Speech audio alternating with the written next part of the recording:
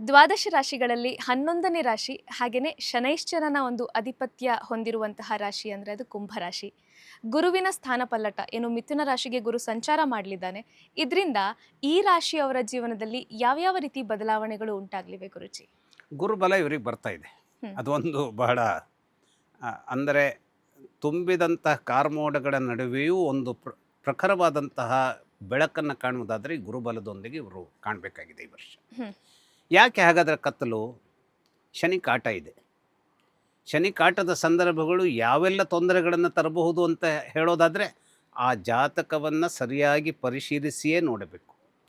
ಈ ಮನೆಯ ಯಜಮಾನನೇ ಆಗಿದ್ದರೂ ಕೂಡ ಶನೈಶ್ಚರ ಏನು ಮಾಡ್ತಾನೆ, ಶನೈಶ್ಚರನ ಸಂದರ್ಭದಲ್ಲಿ ಅನೇಕ ರೀತಿಯ ತಾಕಲಾಟಗಳನ್ನು ಅಂದರೆ ಶನಿ ಕಾಟದ ಸಂದರ್ಭದಲ್ಲಿ ಹ್ಮ್. 7.5 ವರ್ಷಗಳ ಅವಧಿಯ ಮೊದಲ 5 ವರ್ಷಗಳು ಮುಗಿದಿವೆ. ಈಗ 2.5 ವರ್ಷಗಳು ಇದೆ. ಮೊನ್ನೆ ಮಾರ್ಚ್ 29ರಿಂದ ಏನಾಗಿದೆ, ಕೊನೆಯ 2 ವರ್ಷಗಳು ನಡೀತಾ ಇದೆ. ಹ್ಮ್. ಆದರೆ ಈಗ ಗುರು ಬಲ ಬಂದಿದೆ. ಇಲ್ಲಿಯವರೆಗೆ ಈ 1 ವರ್ಷದ ಅವಧಿಯಲ್ಲಿ ಗುರುಬಲವೂ ಕೂಡ ಇದ್ದಿರಲಿಲ್ಲ. ಗುರುಬಲ ತನ್ನದೇ ಆದಂತಹ ಒಂದು ರೀತಿಯ ಸಕ್ಸಸ್ಸನ್ನು ಕೊಡುವಂಥದ್ದಕ್ಕೆ ಅದು ಕಾರಣ ಮಾಡಿಕೊಡುತ್ತೆ. ಯಾವ ರೀತಿ ಸಕ್ಸಸ್? ಆರ್ಥಿಕವಾಗಿ ಕೊಡಬಹುದು.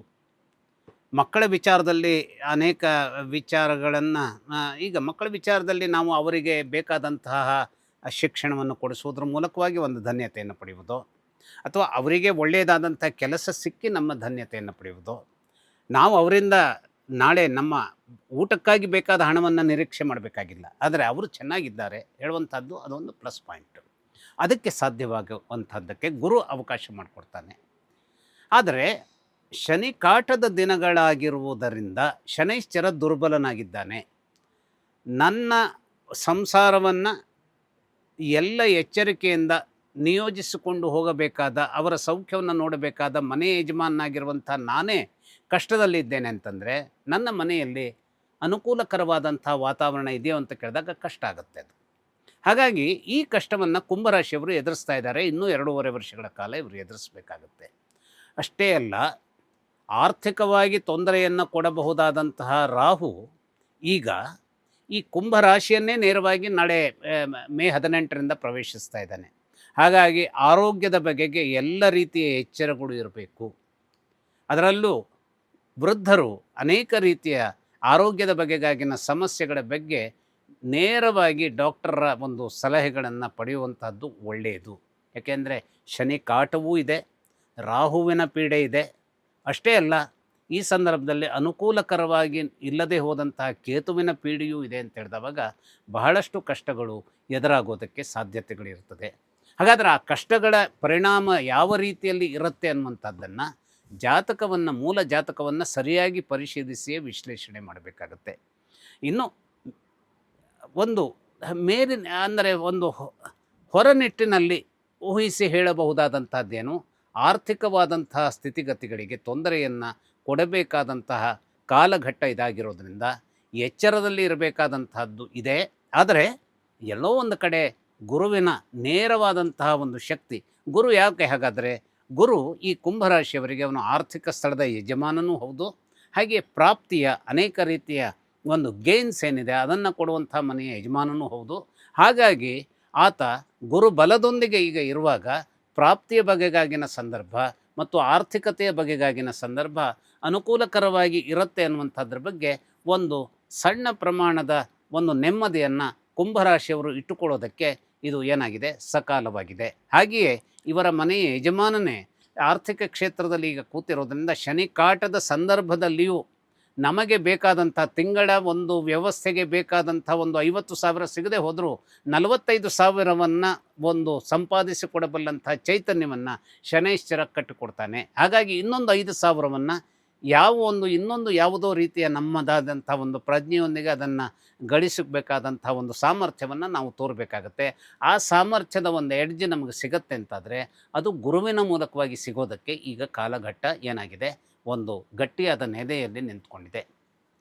ಆದರೆ ಕೇತುವಿನ ಸಂದರ್ಭವನ್ನು ನೆನೆಸ್ಕೊಂಡಾಗ ಇವರು ವಹಿಸಬೇಕಾದಂಥ ಎಚ್ಚರ ಏನು, ಯಾವತ್ತೂ ನಮಗೆ ಏನು ಕಷ್ಟಗಳ ಕೋಟಲೆ ಇದ್ದಾಗ ನಮಗೆ ಗೊತ್ತಿರದೆಯೇ ಸಿಟ್ಟು ಸರ್ರನೆ ಬರುವಂಥದ್ದು, ಅಥವಾ ಯಾವುದೋ ಒಂದು ಮಾತನ್ನು ಸರ್ರನೆ ಆಡುವಂಥದ್ದು, ಅಥವಾ ಅಸಹನೆಯನ್ನು ತೋರಿಸುವಂಥದ್ದು, ನಮ್ಮ ಪ್ರೀತಿಯ ಸೆಲೆ ಆ ಒಬ್ಬ ವ್ಯಕ್ತಿಯ ಸಲುವಾಗಿ ನಿರಂತರವಾದಂತಹ ಒಂದು ಶಕ್ತಿಯುತವಾದಂತಹ ರೀತಿಯಲ್ಲಿ ಇದೆ ಅನ್ನುವಂಥದ್ದಾದರೂ ಕೂಡ ಯಾವುದೋ ಒಂದು ಕಾರಣಕ್ಕಾಗಿ, ಯಾಕೆಂದರೆ ಈಗ ಆವರಿಸಿರುವಂತಹದ್ದು ಶನಿಕಾಟದ ಈ ಒಂದು ಕತ್ತಲೆಯ ಸಂದರ್ಭ ಆಗಿರೋದ್ರಿಂದ ಸರ್ರನೆ ನಾವು ಪ್ರೀತಿಸುವಂಥ ಜನ ಬಂದಾಗಲೂ ಕೂಡ ಸರ್ರನೆ ನಮ್ಮ ಅಸಹನೆಯನ್ನು ತೋರಿಸುವಂಥ ನಮ್ಮ ಕಷ್ಟಗಳ ಕಾರಣಕ್ಕಾಗಿ ಮಾಡಿಬಿಡಬಹುದು. ಆಗ ಆ ಒಂದು ನಮ್ಮ ಆಪ್ತತೆಯ ಒಂದು ಚೌಕಟ್ಟೇನಿದೆ ಅದು ಮುರಿದು ಬೀಳುವಂಥದ್ದಕ್ಕೆ ಸಮಸ್ಯೆ ಇರುತ್ತೆ. ಹಾಗಾಗಿ ಆ ಒಂದು ಮುರಿದು ಬೀಳದೇ ಹೋದ ಹಾಗೆ ಆ ಒಂದು ನಮ್ಮ ತಾಳ್ಮೆಯನ್ನು ಪ್ರದರ್ಶಿಸಬೇಕಾದದ್ದು ಈ ಕಾಲಘಟ್ಟದಲ್ಲಿ ಅನಿವಾರ್ಯವಾಗಿದೆ. ಈ ತಾಳ್ಮೆಯನ್ನು ಪ್ರದರ್ಶಿಸೋದಕ್ಕೆ ಗುರು ಎಲ್ಲ ರೀತಿಯ ಸಹಕಾರವನ್ನು ಮಾಡಬಲ್ಲಂಥ ಒಂದು ನಾವು ಹೇಗೆ ಕಾಮಧೇನುವಿನಲ್ಲಿ ನಾವು ಯಾವುದನ್ನು ಬೇಡ್ಕೊಳ್ತೇವೋ ಅದನ್ನು ಅದು ಕೊಡ್ತದೆ ಅನ್ನುವಂಥದ್ದು ನಾವು ಏನು ಧಾರಾಳವಾಗಿ ನಂಬಿದ್ದೇವೋ ಆ ಸ್ಥಿತಿಗತಿಯಲ್ಲಿ ಕಾಮಧೇನುವಿನ ಒಂದು ಸ್ವರೂಪದಲ್ಲಿ ಗುರು ಆರ್ಥಿಕವಾದಂಥದ್ದಕ್ಕೆ, ಪ್ರಾಪ್ತಿಯ ಸ್ವರೂಪಕ್ಕೆ, ಗೇನ್ಸ್ ಬಗ್ಗೆ, ಲಾಭಕ್ಕೆ ಅನುಕೂಲಕರವಾದಂಥ ಒಂದು ಅನುಗ್ರಹವನ್ನು ಅವನು ಮಾಡುವವನಾಗಿರೋದ್ರಿಂದ ಅದನ್ನು ನಾವು ನಿರೀಕ್ಷಿಸಬಹುದು. ಅಂದರೆ ಕತ್ತಲೆಯ ದಿನಗಳಾದರೂ ಕೂಡ ನಾವು ಇವತ್ತು ಏನೋ ಒಂದು ವಿಚಾರದಲ್ಲಿರ್ತೇವೆ, ಇವತ್ತು ಬಹುಶಃ ನಾನು ಈ ಒಂದು ಗಳಿಕೆಯನ್ನು ಮಾಡಬಹುದಿತ್ತೋ ಏನೋ, ಆದರೆ ಯಾವುದೋ ಕಾರಣದಿಂದ ಈ ಗಳಿಕೆಯನ್ನು ಮಾಡಲಿಕ್ಕೆ ಸಾಧ್ಯವಾಗ್ತಾ ಇರಲಿಲ್ಲ ಅಂತ ಹೇಳೋ ಕಾರಣಕ್ಕೆ ಸಂದರ್ಭದಲ್ಲಿ ಸರ್ರನೆ ಒಂದು ಅವಕಾಶ ನಿರ್ಮಾಣವಾಗಿ ಬಂದುಬಿಡಬಹುದು. ಅಥವಾ ಎಲ್ಲ ಅವಕಾಶಗಳು ಇದ್ದಾಗ ಆ ಎಲ್ಲ ಅವಕಾಶಗಳು ನಮ್ಮನ್ನು ಲಾಭದಲ್ಲಿ ಇಡಲಿಕ್ಕೆ ಸಾಧ್ಯವಾಗದೇ ಹೋದಂತಹ ಸಂದರ್ಭದಲ್ಲಿ ಈ ಲಾಭವನ್ನು ಈ ರೀತಿಯಲ್ಲಿ ಕೆಲಸ ಮಾಡುವುದರ ಮೂಲಕವಾಗಿ ಸಂಪಾದಿಸಿಕೊಳ್ಬಹುದು ಅನ್ನುವಂಥ ಒಂದು ಅದ್ಭುತವಾದಂತಹ ಸಲಹೆಯನ್ನು ಕೊಡುವಂಥ ಗೆಳೆಯರು ಬರಬಹುದು, ಆಪ್ತರು ಬರಬಹುದು, ಬಂಧುಗಳು ಬರಬಹುದು. ಇವರೆಲ್ಲರೂ ಬರುವಂತೆ ಮಾಡುವಂಥ ಚೈತನ್ಯವನ್ನು ಯಾರು ತೋರಿಸ್ತಾರೆ? ಗುರು ತೋರಿಸ್ತಾನೆ. ಹಾಗೆಯೇ ಮತ್ಸ್ಯೋದ್ಯಮದಲ್ಲಿ ಇವರು ತಮ್ಮ ಒಂದು ಗಮನವನ್ನು ಕೇಂದ್ರೀಕರಿಸಿಕೊಂಡ್ರೆ, ಅಥವಾ ಈ ಕೋಳಿ ಸಾಕಾಣಿಕೆ ಅಂತ ಹೇಳ್ತೇವೆ, ಅಥವಾ ನಾವು ಎನಿಮಲ್ ಹಸ್ಬೆಂಡ್ರಿ ಅಂತ ಏನು ಹೇಳ್ತೇವೆ, ಅದು ಹಾಲಿನ ಬಗೆಗಾಗಿರ್ಬೋದು, ತರಕಾರಿಗಳ ಬಗೆಗಾಗಿರ್ಬೋದು, ಅಥವಾ ಪ್ರಾಣಿ ಸಾಕಾಣಿಕೆ ಕೋಳಿ, ಅಥವಾ ಅನೇಕ ರೀತಿಯ ಕುರಿ, ಇದರದ ಏನೆಲ್ಲ ಸಂರಕ್ಷಣೆ ಇದೆ ಈ ಮೂಲಕವಾಗಿ. ಯಾಕೆಂತಂದರೆ ಶನಿಕಾಟದ ಸಂದರ್ಭದಲ್ಲಿ ಈ ಒಂದು ವಿಚಾರದಲ್ಲಿ ನಮ್ಮ ಗಮನವನ್ನು ಹರಿಸೋದು ಅಂತಂದರೆ ಹಣವನ್ನು ಹಾಕಿ ನಾವು ಸುಮ್ಮನೆ ತೆಪ್ಪಗಿದ್ದುಬಿಟ್ರೆ ಶನೈಶ್ಚರ ನಮಗೆ ಹೆಲ್ಪ್ ಮಾಡ್ತಾನೆ ಅಥವಾ ಗುರು ಹೆಲ್ಪ್ ಮಾಡಿಬಿಡ್ತಾನೆ ಅಂತಲ್ಲ. ಅದಕ್ಕೆ ಬೇಕಾದಂತಹ ಒಂದು ಜವಾಬ್ದಾರಿಯನ್ನು ಕೂಡ ಆ ಟೈಮ್ನಲ್ಲಿ ಹೊರಬೇಕಾಗುತ್ತೆ. ಆ ಟೈಮ್ನಲ್ಲಿ ಹೊರಬೇಕಾದಂತಹ ನಿಶ್ಚಿತವಾದ ಜವಾಬ್ದಾರಿಯನ್ನು ನಾವು ನಿರ್ವಹಿಸಿದಲ್ಲಿ ಕುಂಭರಾಶಿಯವರು ಮಾನಸಿಕವಾದ ಘಟ್ಟದಲ್ಲಿ ಕೆಲವು ತಾಕಲಾಟಗಳನ್ನು ಎದುರಿಸಬೇಕಾದಂಥ ಕಾಲಘಟ್ಟ ಹೌದಾದರೂ, ಯಾಕೆಂದರೆ ಶನೈಶ್ಚರ ನೇರವಾದ ಯುದ್ಧವನ್ನು ಚಂದ್ರನ ಮೂಲಕವಾಗಿ ಮಾಡ್ತಾ ಇದ್ದಾನೆ, ಚಂದ್ರನ ಜೊತೆಗೆ ನಡೆಸಿದ್ದಾನೆ. ಚಂದ್ರ ಏನು? ಮನಸ್ಸಿನ ಕಾರಕ. ಚಂದ್ರಮ ಮನಸೋಜಾತ, ಆ ಕಾಲಪುರುಷನ ಮನಸ್ಸಿನಿಂದ ಬಂದಂಥವನು ಚಂದ್ರಮ. ಅಂಥವನು ನಮ್ಮ ಮನಸ್ಸನ್ನು ಏನು ಮಾಡ್ತಾನೆ? ಒಂದು ರೀತಿಯ ಉದ್ವಿಗ್ನ ಸ್ಥಿತಿಯ ಒಂದು ಬೆಂಕಿಯ ಕುಂಡವನ್ನಾಗಿ ಅವನು ಪರಿವರ್ತನೆಗೊಳಿಸ್ಬಿಡ್ತಾನೆ. ಹಾಗಾಗಿ ಶನಿಕಾಟದಲ್ಲಿ ನಾವು ನಿಶ್ಚಿತವಾಗಿ ಶನೈಶ್ಚರನನ್ನು ಮಾತ್ರ ನಿಂದಿಸುವಂಥದ್ದಲ್ಲ, ಅದಕ್ಕೆ ಬೇಕಾದಂತಹ ನಿಂದನೆಗೆ ಬೇಕಾದಂತಹ ಸಕಲ ಒಂದು ದುಷ್ಟತನವನ್ನು ಚಂದ್ರನೂ ತೋರಿಸ್ತಾ ಇರ್ತಾನೆ. ಚಂದ್ರ ಮತ್ತು ಶನೈಶ್ಚರರ ನಡುವೆ ಬರುವಂಥ ಈ ಸಂಘರ್ಷದಿಂದಾಗಿ ಮನಸ್ಸು ಏನಾಗುತ್ತೆ? ಕೋಲಾಹಲವನ್ನು ಉಂಟು ಮಾಡುವಂಥ ಸ್ಥಿತಿಗತಿಯಲ್ಲಿ ಇರೋದರಿಂದ ಆ ಚಂದ್ರ ನಿರ್ಮಿಸುವಂಥ ಕೋಲಾಹಲವನ್ನು ಒಂದು ತಹಬಂದಿಗೆ ತರುವಂಥ ಒಂದು ಸ್ಥಿತಿಯಲ್ಲಿ ತಾಳ್ಮೆಯೊಂದಿಗೆ ನಾವು ಇದ್ದಾಗ ಈ ಗುರುಬಲ ಬಂದಿದ್ದರಿಂದ ಅನೇಕ ರೀತಿಯ ಜನರ ಸಪೋರ್ಟನ್ನು ಅಥವಾ ಸಲಹೆಗಳನ್ನು, ಅವರ ಒಂದು ಮಾರ್ಗದರ್ಶನವನ್ನು ಪಡೆಯುವುದರ ಮೂಲಕ ನಮ್ಮ ಕತ್ತಲನ್ನು ನಿವಾರಿಸಿಕೊಳ್ಳುವುದಕ್ಕೆ ಬೇಕಾದ ಅವಕಾಶಗಳನ್ನು ನಾವು ನಿರ್ಮಿಸಿಕೊಳ್ಳುವಂಥದ್ದಕ್ಕೆ ಈಗ ಅವಕಾಶ ಇದೆ. ಅಷ್ಟೇ ಅಲ್ಲ, ಅದನ್ನು ಸಾಧ್ಯ ಮಾಡಿಕೊಡುವುದಕ್ಕೆ ಗುರುಬಲ ತನ್ನದೇ ಆದಂಥ ರೀತಿಯಲ್ಲಿ ಸಪೋರ್ಟನ್ನು ಕೂಡ ಕೊಡುತ್ತೆ.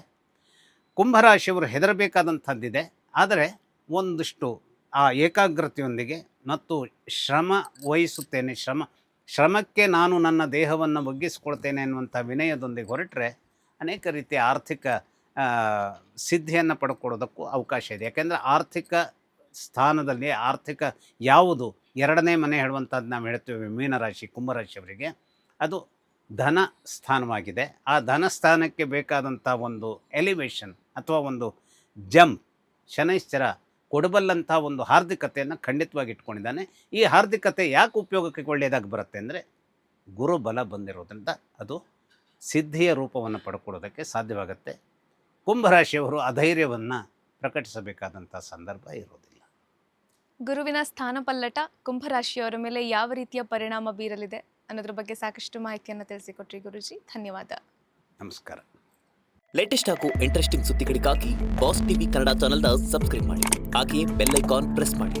ಇದರ ಜೊತೆಗೆ ಫೇಸ್ಬುಕ್, ಇನ್ಸ್ಟಾಗ್ರಾಮ್, ಎಕ್ಸ್ನಲ್ಲೂ ಮಿಸ್ ಮಾಡದೆ ಫಾಲೋ ಮಾಡಿ.